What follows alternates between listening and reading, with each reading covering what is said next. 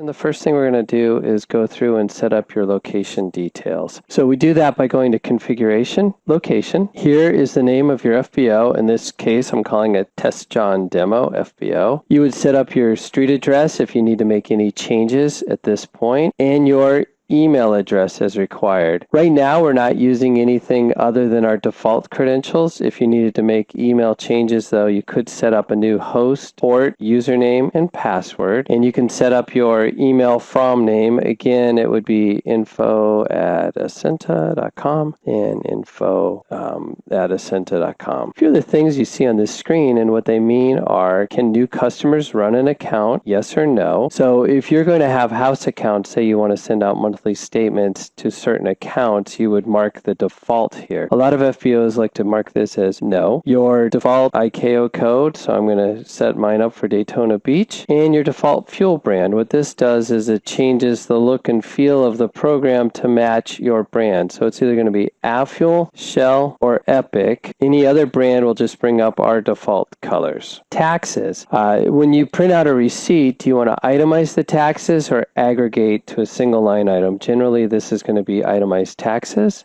Invoice notes. So thank you for your business is a typical type item. If you have invoice questions, please contact John at accounting@ascenta.com. That would be an example of another invoice response that you could have on here. The other thing that you may want to change is how we show tail number.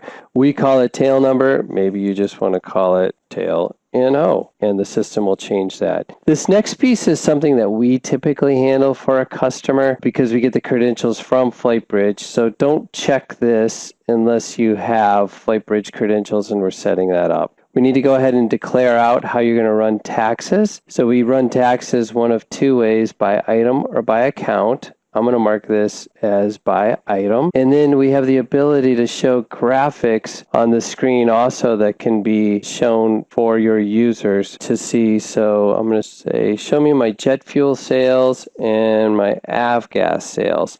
But as of right now, we have some default product codes in here, so you can go ahead and just use those if you want, and how many days of data that we want to show. The last items that need to be set up on the screen are autofill company name with customer code. Generally, that's yes, so when you start setting up customers, that fills in automatically. Whether or not you do or do not want to include tail numbers on invoices. When entering fuel tickets, do you want to enter the ending value of the meter or the net gallons? Do you want your fuel ticket values to reset? What does that mean? If a truck has sat idle, do you want to force the start meter reading to also be entered after a certain period? And we've set that to 3 days. Finally, if you're using fuel automation, do you want to append fuel automation data to a ticket or not append? Which means if there's already an open invoice, say for November 325 Charlie Alpha, and fuel automation is being run, do we want to append the next ticket to an open invoice? You may want to add a logo and click upload. And now that logo will appear on our invoices that we print out. So we've now gone through the process of setting up location information for your FBO.